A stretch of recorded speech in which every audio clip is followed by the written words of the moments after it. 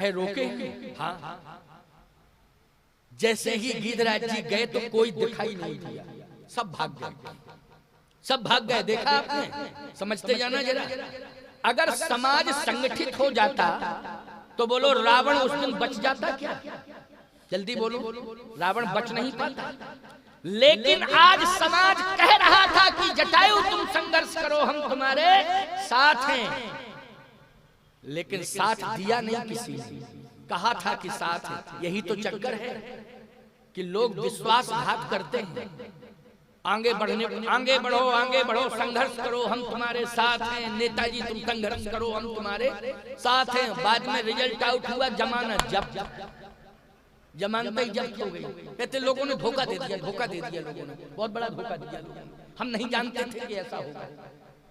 अरे धोखा, मैं कहता हूं कि तुमने विश्वास भगवान पर नहीं किया। बोलो भाई, तुमने भगवान पर विश्वास नहीं किया, तुमने सत्कर्म पर विश्वास नहीं किया, तुमने सांसारिक पद को प्राप्त करने के लिए अपना धन भी दांव पे लगाया और अपनी इज्जत भी दांव पे लगाई। इसके बाद भी ना धन बचा पाया ना इज्जत बचा पाई। बोलो जमानत जब्त हो गई, सब कुछ, धन भी चला गया और इज्जत भी चली गई। लेकिन मैं एक बात कहता हूँ, गीता का श्लोक आप सुन रहे थे, अनन्याश्चिन्तयन्तो माम ये जनः पर्युपास्ते तेषां नित्याभियुक्तानां योगक्षेमं वहाम्यहम्। यदि अनन्य भाव से तुम भगवान के चरणों में अपना तन मन धन समर्पित कर देते तो तुम्हारे योगक्षेम को सदा भगवान वहन करता रहता। और भगवान जिसके साथ जुड़ गया है, विफलता उसे कभी मिल नहीं सकती है, सदा सफलता ही सफलता मिलेगी। जटायु जी को भगवान पर भरोसा है। जैसे ही देखा कि अरे कोई हमारा साथ देने वाला नहीं है, तो किसी ने कहा लौट जाओ। आवाज आई लौट जाओ, कहा लौटूंगा नहीं। क्यों? धर्मो रक्षति रक्षता, अगर मैंने धर्म की रक्षा की है तो धर्म मेरी रक्षा करेगा, इसलिए मुझे धर्म पर विश्वास है। और जैसे गिरिराज जटायु पुनः पहुंचे तो तब सक्रोध निश्चर खिसयाना कारिस परम करार कृपाणा, उसने कृपाण निकाली, होश में आ गया था। और जैसे कृपाण निकाली तो गिरिराज जी पहुंचने ही वाले थे, उसने कृपाण से पंख अलग कर दिया। जैसे एक पंख जो है अलग होगा तो पंख कहता है अब क्या सोच रहे हो, अब क्या सोच रहे हो? तो दूसरा पंख बोला कि सत्कर्म में हमारा एक भाई अलग हो गया है, हमें इस सत्कर्म से वंचित मत करो, मुझे भी सत्कर्म में कुर्बानी देने का समय दे दो, सत्कर्म में मेरा भी समर्पण हो जाना चाहिए, आज मेरी भी कुर्बानी हो जानी चाहिए। इसलिए दूसरा पंख नहीं माना तो वो पंख अपना साहस करके जैसे आगे बढ़ा तो रावण ने दूसरा पंख भी काट दिया। और जैसे दोनों पंख कटे और गिरिराज जी नीचे गिरे। आहा, तो किसी ने कहा पंखो क्या मिला तुम्हें गिद्ध से? कुछ मिला? पंखों ने कहा सब कुछ मिल गया। क्या मिल गया? बोले जिसके लिए जीवन आता है और जिसको प्राप्त करने का संकल्प जीव लेता है, वह संकल्प मेरा पूर्ण हो गया। क्या? मरना तो सब जानते हैं, बोलो जानते हैं कि नहीं? वो सब मरते हैं, लेकिन मरने के बाद कीर्ति को अमर कोई कोई करते हैं। बोलो भाई, मरते तो सब हैं, ऐसा कौन प्राणी है जो पैदा हुआ वो मरता नहीं है, लेकिन मरने के बाद सभी कीर्ति अमर नहीं करते हैं। कीर्ति उन्हीं की अमर होती है जो धर्म संस्कृति के लिए कुर्बान हो जाते हैं, उन्हीं की कीर्ति अमर हो जाती है। पंखों ने कहा हमारी कीर्ति अमर हो गई। बोलो कीर्ति अमर हो गई कि नहीं? जब भी सारी दुनिया सुनेगी तो यही कहेगी कि पंख अगर कटे थे तो सीता जी की रक्षा में कटे थे। बोलो किसकी रक्षा में कटे थे? सीता जी की रक्षा में कटे थे। नहीं तो बहुत से लोग पंख क्या कर सिर ही कटा लेते हैं अपना। बोले क्यों कटाया सिर? बोले क्या बतावे, हमने एक साथ 500 लोगों की हत्या की तो फांसी की सजा हो गई, उसमें सजाए मौत में ये परिणाम निकला। ईमानदारी से बताओ, दूसरों की हत्या करने में अगर तुमने अपने शरीर को नष्ट किया, तुम्हें सजाए मौत फांसी की सजा मिली, बोलो कीर्ति कलंकित हुई कि कीर्ति अमर हुई? जल्दी बोलो। कलंकित हुई कि नहीं? और यदि राष्ट्र के लिए तुम फांसी के फंदे पे सरदार भगत सिंह की तरह झूल जाते, सरदार भगत सिंह की तरह, बिस्मिल्लाह खां की तरह, राम प्रसाद बिस्मिल की तरह, बंदा बैरागी की तरह, यदि राष्ट्र की रक्षा में तुम फांसी के फंदे को स्वीकार कर लेते प्यारे, तो तुम्हारी कीर्ति सदा सदा के लिए अमर हो जाती। और भगत सिंह जी ने एक शब्द कहा था जब फांसी का फंदा सामने आया, तो क्या कहना चाहते हो? भगत सिंह ने कहा, यही कहना चाहता हूं, तमन्ना है बस यही, तमन्ना है बस यही, साधना शेष रहना चाहिए, मैं रहूं या ना रहूं, मेरा देश रहना चाहिए, मेरा देश रहना चाहिए, बस यही तमन्ना है कि मेरा देश सुरक्षित रहे। मरने की मुझे कोई परवाह नहीं है। ईमानदारी से बताओ, कीर्ति अमर हुई कि नहीं हुई? रामचरितमानस में राम कथा सुनते हो, गीधराज की पहली कुर्बानी है रामावतार में, बोलो है कि नहीं? रामावतार में पहली कुर्बानी किसकी है? जल्दी बोलो। राम के लिए, धर्म के लिए, संस्कृति के लिए अगर पहली कुर्बानी हुई है रामावतार में, तो गीधराज जटायु की हुई है। इसलिए गीधराज जटायु जी वीर गति को प्राप्त हुए हैं कि नहीं? और आज भी उनकी कीर्ति गाथा गाई जा रही है रायबरेली के मंच पर। बोलो किसकी कीर्ति गाथा गाई जा रही है? जल्दी बोलो। गीधराज जटायु की कीर्ति गाथा गाई जा रही है। बोलो पंखे कहते हैं कि कीर्ति मेरी अमर हो गई। फिर कहे श्वासें क्यों चल रही हैं? किसी ने कहा श्वासाओ तुम भी निकल जाओ, क्यों रह रही हो? किसके लिए रह रही हो? जब पंख अलग हो गए तो श्वासाओं तुम क्या तमाशा देख रही हो? तो श्वासाएं क्या कह रही हैं कि मैं भी अपने जीवन को धन्य कर लूं। कैसे धन्य करोगी अपने जीवन को तुम?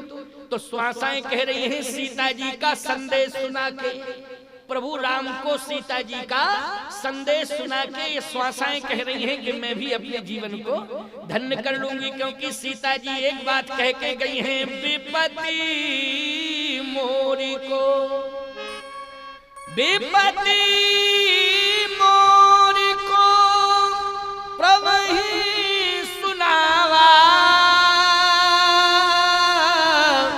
ओ पुरोडास चेहरा सब खावा।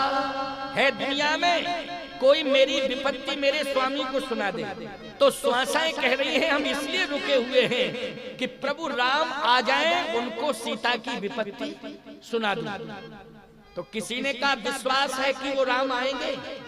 अभी थोड़ी देर बाद तुम्हारे प्राण निकल जाएंगे, ये क्या कंफर्म है कि तुम सुना पाओगी सीता की व्यथा?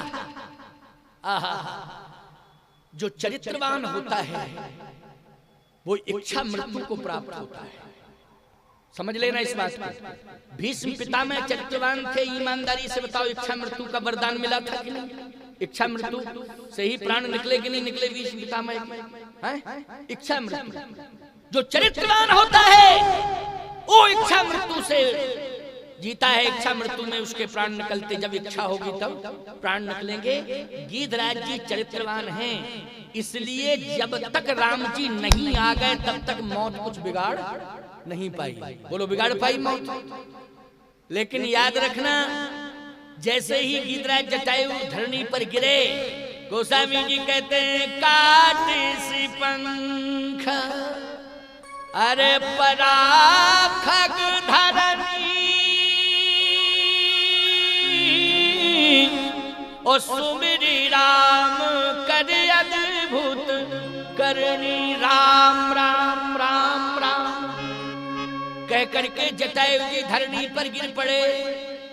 और जैसे ही धरनी पर गिरे, भगवान राम पास में आ गए, पास में आ गए, बिल्कुल पास में। जैसे ही पास में प्रभु राम आए तो नेत्र बंद थे, कह रहे थे राम राम राम। भगवान राम ने कहा कि मैं आ गया। कौन हो तुम?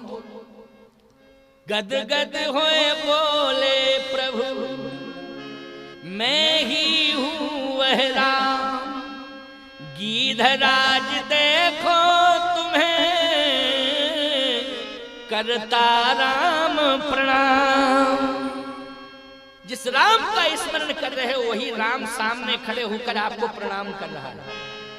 अच्छा बोलो भैया, जो सत्कर्म में, सतधर्म में अपने प्राणों की आहुति देता है, अपने जीवन को निछावर करता है, याद रखना परमात्मा स्वयं उसका सम्मान करने के लिए उसके सामने आता है। बोलो जगत की बात छोड़ो, जगत वगत की बात छोड़ो, लेकिन परमात्मा जगदीश बोलो आकर के सम्मान करता है कि नहीं करता है? गीधराज जी को प्रणाम किसने किया आके? भगवान ने किया, राम जी ने किया प्रणाम। एक बात और सुनाए आपको, गीधराज जी को देख करके सीता जी की सुधई भूल गए राम जी, जबकि सीता सीता कह के चले आ रहे थे, लेकिन गीध को देखा तो सीता की सुध भूल गए।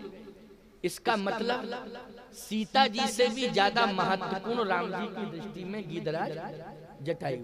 बोलो है कि नहीं? मैं कहता हूं बेटी साक्षात लक्ष्मी होती है, बेटी प्रतिष्ठा होती है, बेटी इज्जत होती है, बेटी संस्कृति होती है। लेकिन सत्य कहता हूं आपको, धर्म और संस्कृति दोनों का सम्मान करते हैं, दोनों ही मिलके धर्म और संस्कृति उसका सम्मान करते हैं जो धर्म और संस्कृति के लिए मरने मिटने को तैयार हो जाता है। धर्म और संस्कृति दोनों मिलकर उसका सम्मान करते हैं। अर्थ निकल के आ गया कि नहीं आ गया? जो धर्म और संस्कृति की रक्षा के लिए मरता है, धर्म संस्कृति दोनों आकर के उसका सम्मान करते हैं। अब बताइए, समाज सम्मान, समाज का सम्मान करना महत्वपूर्ण है कि धर्म और संस्कृति जिसका सम्मान कर रही हो उसका महत्वपूर्ण है? बोलो भाई, धर्म और संस्कृति दोनों मिलकर के जिसका सम्मान कर रहे हो वो ज्यादा महत्वपूर्ण है।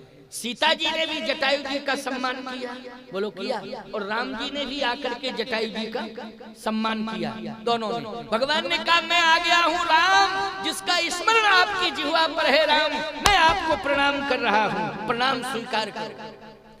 गिधराज जटायु ने कहा राम आ गए हो?